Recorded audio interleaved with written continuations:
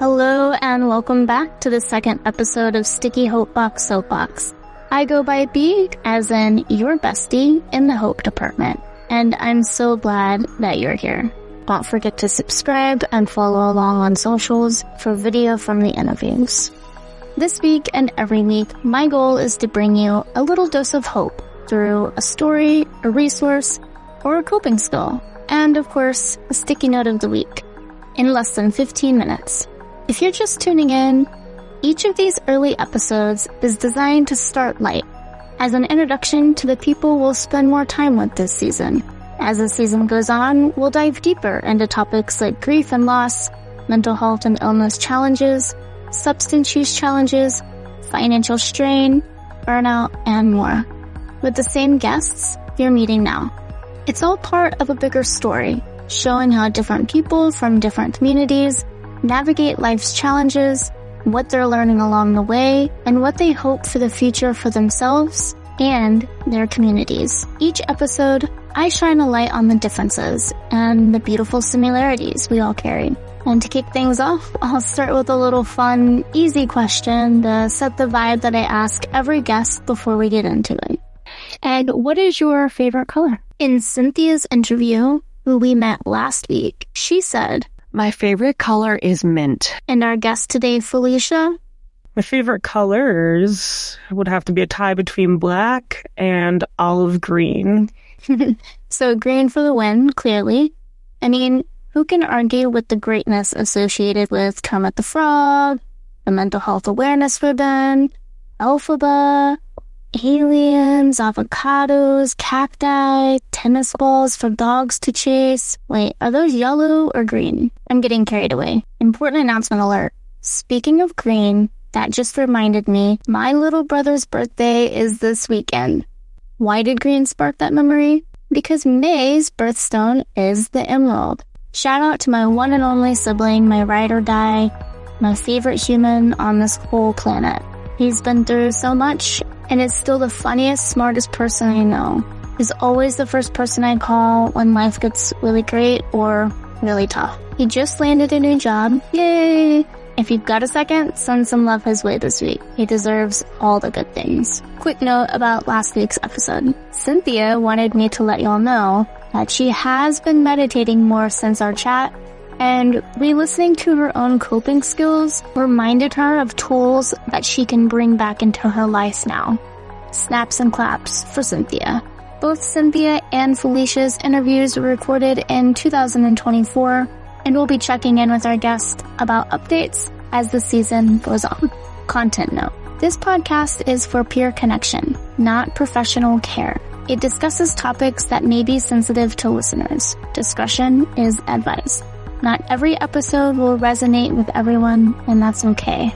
This space welcomes varied experiences and opinions, but will always remain rooted in kindness. Please remember that this podcast does not provide medical, legal, financial, nutritional, spiritual, or therapeutic advice. Always consult your trusted professionals for guidance. And if you or someone you love is in crisis, please call or text 988 or go to your nearest emergency room. Our guest today is Felicia. Felicia is a white woman in her 30s, wearing a black V-neck long sleeve top, pink and black checkered leggings, black boots, and a black gem necklace, and black fingernail polish. She has medium-length blonde hair, and an array of intricate and meaningful tattoos on her arms. She is sitting in a yellow chair on a wooden floor with gray curtains behind her. I can't fully express what this incredible human has meant to me on my own healing journey, or how proud I am of her and all she's achieved. Like me, she lost both of her parents, and she struggled with her relationship with them before they died, and like so many of us, turned to addiction as a way to cope. Felicia has been one of my biggest cheerleaders, and I'm so honored to share her story with you. So let's dive in. Meet the fabulous and funny Felicia. My name is Felicia. My pronouns are she, her. What is your favorite color? My favorite colors would have to be a tie between black and olive green. Have they always been your favorite colors? As a child, my favorite color was beige. Why do you think that was? I am still not sure about that to this day. I was daring to be different, maybe. Yeah, yeah. Have you always been there to be different? Yes and no. I would say I've always felt very different. I've always struggled to feel like a part of anything, like that I fit in anywhere. I always had a sense that something about me was different. And as an adult now, I embrace that fully. I fly my freak flag high whenever, wherever I can. And at this point, it's no longer daring to be different. It's just being different and loving it. So for like everyday life, what do you feel your top coping skills or things that get me through tough times, whether it be, having a bad day or if I do find myself in a very dark place, I would say number one, listening to music. I've always had a great appreciation for music. Growing up as a child, I did not have a TV in my bedroom, wasn't really allowed to watch TV. However, I did have an alarm clock radio and I listened to the radio all the time. My parents were also very big into music and they would constantly have their stereo play and be playing their vinyls. So I grew up with a great appreciation for music that I still hold to this day. Getting outdoors, going for walks, hiking. Even when I say hiking, while I love mountains, it doesn't need to be going to the mountains, like just going for a long walk. That's definitely something. And a big passion of mine that I wasn't able to access for many years due to being in a very deep, dark depression for about 8 years or so is art. Finally finding my way back into that, drawing, painting, photography, sculpture, and all of those things. And they've definitely, along the way, been very healing, very restorative, very therapeutic, and have definitely helped me claw myself out of dark places. I'm very grateful to say that since May 2018, so coming up on 6 years, I am clean and sober from drugs and alcohol. However, I am very grateful that I learned how to adapt and cope in the ways that I did, because otherwise I wouldn't be me. And most days now I do like me. So I would say that's how it's evolved. In as few words as possible, can you explain what a peer support specialist is? I'm trying to think. I'm just always so bad at it. How about this?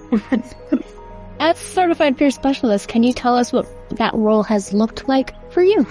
Working as a certified peer specialist has been a mixture of both working in the community as well as working in psychiatric crisis.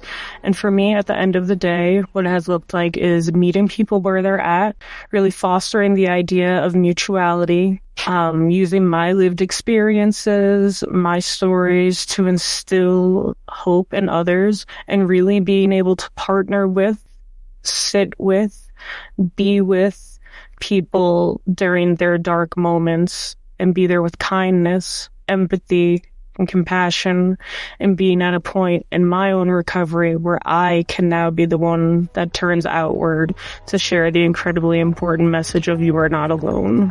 And what are the benefits of having a peer support specialist on your team? I would say the benefit of having a peer support specialist on your team is that you're really getting someone who has walked the walk and talked the talk. You're not getting a clinician who went to school and read all their textbooks about what they should say or about how they think you should feel or how you should be reacting. You're getting someone who has true life experience, who has been there, who has been in moments of turmoil, who has been down and out, who has had to figure out, while maybe with the assistance of others, truly at the end of the day on their own, how to get out of these things and to get to points where they are able to support others. What does recovery mean to you? Oh God, this question. Oh, I know. Every interview, right? I don't know that I've ever actually answered.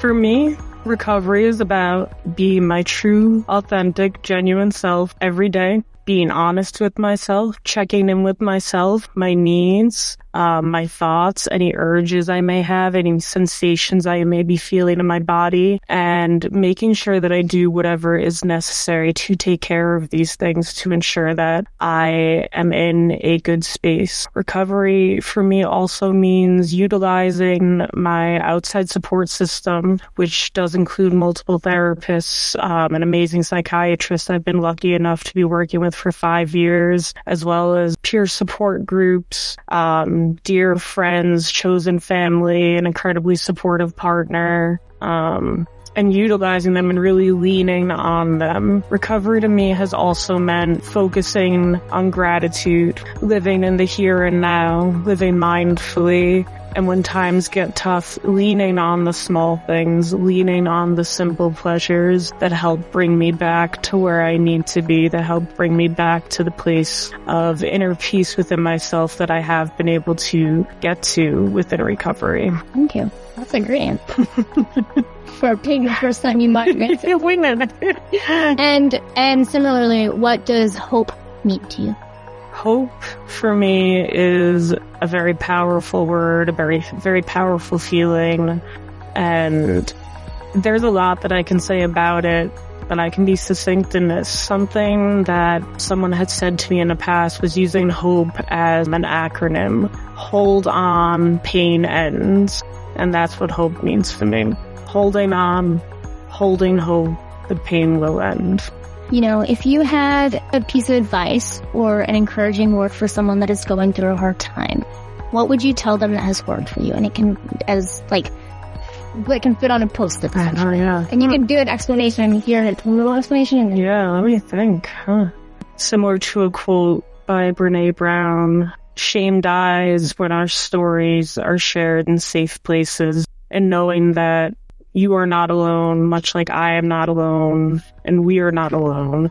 We are all in this together. Felicia's sticky note says, shame cannot survive when you share your story and it's met with empathy. Your story matters. Share it. I'm really glad that you're here. I'm glad that you're wanting to share what has helped you and part your story with other people, so thank you. Thank you for having me. Truly. This weekend, I got to catch up with Felicia about reaching her 7-year sobriety milestone, as well as a new job she's really excited about. And it's not in pure recovery. I look forward to sharing her answers at the beginning of the next episode. What did you all think? What stood out to you most about this episode? As always, thank you so much for joining. Feel free to comment and don't forget to subscribe and follow along on socials. Congratulations again to Felicia for her 7 years, her new job, to Cynthia for crushing the meditation game, rediscovering new tools, and a very happy birthday to my brother this week. And please take care of yourselves. Until next time, stay kind though. You are not alone.